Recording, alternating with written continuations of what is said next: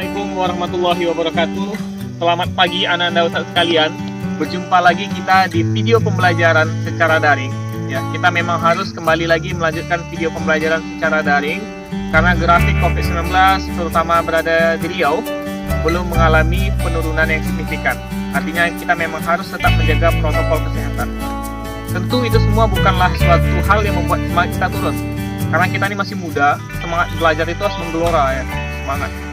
Hari ini kita akan membahas hal-hal yang menarik yang berada di sekitar kita, yang selama ini kita belum tahu. Ternyata itu adalah sesuatu yang sangat menarik untuk dibahas. Ya, mari kita jalan-jalan di lingkungan sekolah kita ya. Ini hari ini Ustaz sendiri di sini, ya, untuk melepas kangen juga rindu kita pada hari ini ya. Kita akan coba bahas mengenai pesawat sederhana. Wah, apa itu pesawat sederhana? Seperti apa bentuknya? Ya, apakah sama seperti pesawat terbang yang selama ini kita lihat bisa terbang? Atau sama seperti pesawat telepon selama ini kita gunakan untuk menelpon? Mari terus ikuti video ini dengan antusias, ya. Kemudian cari posisi paling nyaman kita di rumah, karena itulah salah satu manfaat dari kita belajar di rumah itu kita bisa menentukan posisi duduk kita gimana, cara belajar kita gimana. Jadi sebagai generasi muda tak ada alasan untuk tak semangat belajar. Yuk ikuti video Ustaz hari ini. Ada pelangi ya, coba lihat. Artinya hari ini kita belajarnya diberkahi oleh Allah Subhanahu Wa Taala nih. Kasih sesuatu yang indah. Ustaz jalan-jalan hari ini ya, lihat salah satu pembangunan sekolah kita yang di WC. Di pembangunan WC ini ternyata terdapat pesawat sederhana. Bisa nggak tebak kira-kira yang mana? Ya, iya betul. Ini salah satu bentuknya. Di bahasa sehari-hari ada yang nyebutnya angkong, gerobak, dan sebagainya, yang berfungsi untuk mengangkat beban yang berat supaya tenaga yang dikeluarkan itu sedikit dari satu tempat ke tempat lainnya. Ya. Mengapa sih angkong ini disebut pesawat sederhana? Padahal jauh sekali bentuknya sama pesawat ya. Jauh. Jadi pesawat itu dalam ilmu fisika adalah sesuatu yang mempermudah kerja manusia. Ini kan mempermudah kerja manusia ya. Ini termasuk jenis tuas kedua. Jadi syarat-syarat benda disebut pesawat sederhana, terutama tuas, dia harus punya 3 komponen. Komponen pertama disebut titik tumpu. Yang kedua, titik kuasa. Yang ketiga, titik di mana kita meletakkan beban. Jadi kalau ciri-ciri tuas jenis kedua adalah bebannya berada di tengah. Ya, coba perhatikan. Ini ada batu. Ya. Saat masukkan ke sini batunya. Ya. Tempat kita meletakkan tangan, ya, tempat kita memberi tenaga, itu disebut dengan titik kuasa.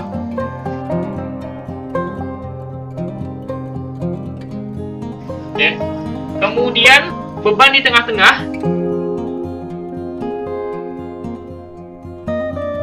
Yang mana titik tumpu? Titik tumpunya berada di roda. Nah, yang membuat semuanya menjadi seimbang. Ya. Sering kan kita lihat cara penggunaannya. Nah, dengan adanya gerobak ini atau angkong ini, manusia tidak perlu lagi mengeluarkan tenaga yang besar untuk mengangkat beban satu ke beban lainnya. Oke, kita sudah menemukan tuas jenis kedua. Kita coba temukan dulu tuas jenis pertama dan ketiga. Yuk kita jalan lagi.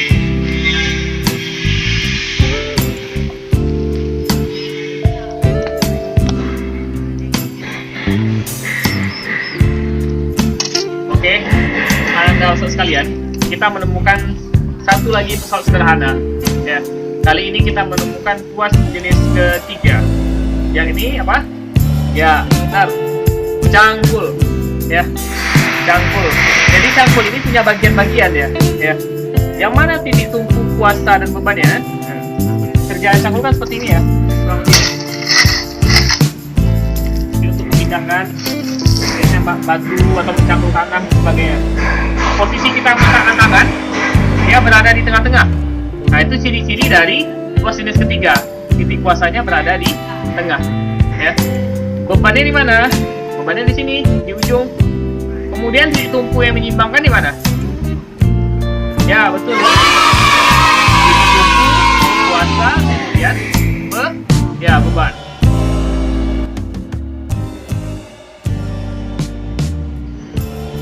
Ini adalah salah satu pusat sederhana yang mempermudah kerja manusia dalam hal memindahkan beban juga, kayak tanah, batu dan sebagainya. Tinggal satu tuas nih yang belum kita temukan, tuas jenis pertama. Yuk kita jalan lagi.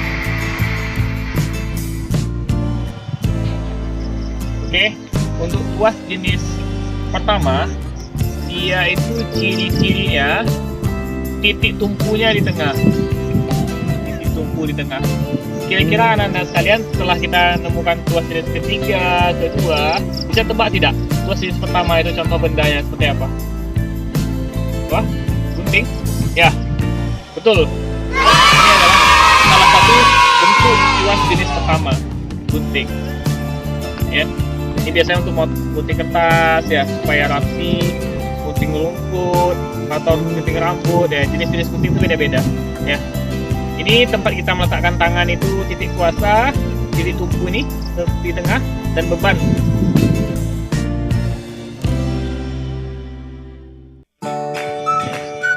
Oke ya, alhamdulillah kita telah menemukan 3 jenis tuas.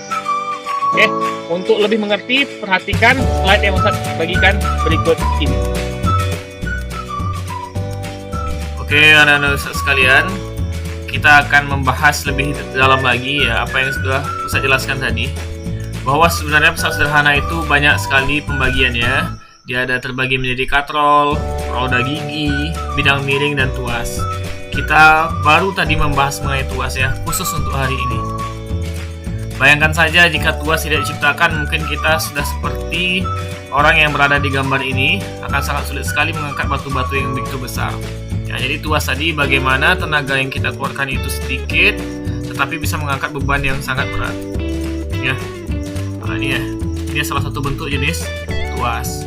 Ya, ada gunting, gerobak, penjepit roti, pinset, jungkit, sekop, tang, dan palu. Perhatikan. Nah, ini tadi yang saya jelaskan mengenai gunting tadi. Seperti inilah sketsanya jika kita buat ya.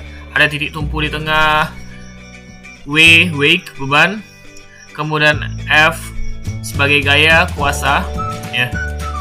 Perhatikan titik tumpunya. Jarak antara titik tumpu ke beban itu disebut dengan lengan beban, disingkat menjadi LB. Kemudian dari titik tumpu ke F itu disebut dengan lengan kuasa atau disingkat dengan LK. Jadi ini adalah hal yang sangat penting sekali untuk kita memahami konsep dari simbol-simbol ya. Kalau W itu beban, F itu gaya, LB itu lengan kuasa beban, LK itu lengan kuasa. Rumus yang harus kita hafal yaitu untuk tuas jenis 1, tuas jenis 2, dan tuas jenis ketiga adalah W dikali LB sama dengan LK dikali F. Ini sangat mudah sekali jika kita memahami gambar ini tadi. Yang kiri kali kiri sama dengan yang kanan dikali kanan. Ya, pembatasnya titik tumpu tadi. W dikali LB sama dengan F dikali LK. Kemudian tuas ini sendiri mempunyai keuntungan mekanis. Apa itu keuntungan mekanis? Keuntungan yang akan kita peroleh apabila kita menggunakan tuas atau bidang miring ya, dibandingkan jika kita tidak menggunakan alat. Artinya tenaga kita hemat seberapa banyak. Nah, seperti itulah kurang lebih ya. Oke, nanti di save saja ini ya, di pause untuk dicatat di buku catatannya. Ini khusus untuk tuas jenis kedua yang contohnya gerobak tadi. Bebannya di tengah-tengah ya. Jarak antara titik tumpu ke beban sama lengan beban, titik tumpu ke kuasa juga disebut dengan lengan kuasa. Ya, persamaannya juga sama ya. Kita masuk yang kita tunggu-tunggu ya. Ini adalah salah satu bentuk contoh soal yang sering keluar. Coba tebak, ini tuas jenis berapa? Ya, ini adalah tuas jenis pertama. Dikarenakan titik tumpu berada di tengah-tengah. Ya.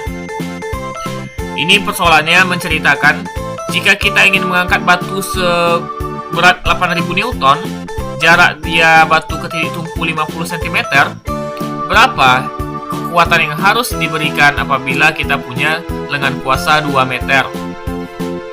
Kita masukkan rumus langsung. lengan beban. Nah, ini kunci penting di fisika. Bagaimana kita menerjemahkan soal dalam bentuk persamaan. Lengan beban 50 cm dijadikan ke meter 0,5 meter.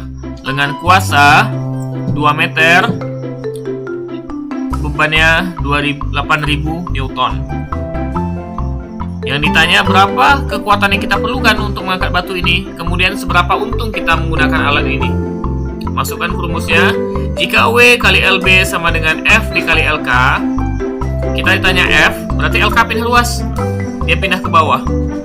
Berarti W kali LB per LK. Masukkan, W ada 8.000, LB ada 0,5, LK ada 2. 8.000 dikali 0,5 sama dengan 4.000. 4.000 dibagi 2 dapatlah 2.000 Newton. Artinya, jika untuk mengangkat beban 8.000 Newton menggunakan tuas jenis pertama, kita perlu hanya menggunakan energi sebesar atau tenaga 2.000 Newton. Sangat menguntungkan. Seberapa untung dia? Nah, kita bisa pakai LK per LB atau W per F rumusnya untuk keuntungan mekanik. Akan menghasilkan hasil yang sama. Contoh, lengan kuasanya 2 meter, dengan bebannya 0,5, 2 dibagi 0,5, 4.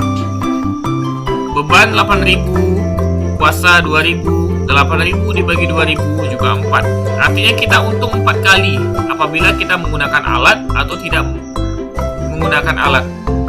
Jika kita tidak menggunakan alat, kita harus menggunakan tenaga sebesar 8.000 Newton. Jika kita pakai alat, kita hanya 2.000. Itulah maksud dari keuntungan mekanis sebesar 4 buah, ya. Mudah-mudahan dapat dipahami, ya. Kita akan coba nanti contoh-contoh soal yang akan lebih baik lagi di modul yang telah Ustaz sediakan. Oke. Alhamdulillahirrahmanirrahim, kita telah sampai di penghujung pembelajaran kita pada hari ini, ya. Banyak karunia yang diberikan oleh Allah Subhanahu wa taala pada pagi hari ini. Sebenarnya tubuh kita sendiri merupakan salah satu bentuk contoh pesawat sederhana, ya. Contohnya apa? Ketika misalnya Ustaz jinjit. Tubuh kita ini kenapa bisa jinjit? Ya, jinjit ini kan untuk mengambil benda yang tinggi. Karena sistem tubuh kita ini bekerja seperti pesawat sederhana. Dia ada titik tumpu di bawah, ya. Titik kuasa otot-otot kita. Kekuatan kita ini, otot betis. Kemudian beban yang di depan. Jadi ini salah satu bentuk tuas jenis pertama. Titik tumpu berada di tengah-tengah. Ya, dia menyeimbangkan depan dan belakang. Ya. Salah satu contohnya lagi apa? Adalah kita ketika kita mengangkat sesuatu. Di sini kekuatan otot kita, titik tumpu kita, titik kuasa dan beban. Berarti ini tuas jenis ke? Ya, betul, tuas jenis ketiga, ya.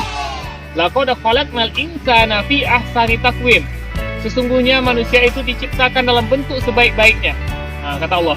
Maka sistem tubuh kita ini sudah sangat sempurna. Maka fabi ayyi ala'i rabbikuma tukadziban. Maka nikmat Tuhan manakah lagi yang kita dustakan? Ya. Karena situasi di sini mau hujan, ya, pas pula kita berakhir pembelajaran kita. Ustaz sekian untuk hari ini. Tetap semangat, stay at home. Assalamualaikum warahmatullahi wabarakatuh.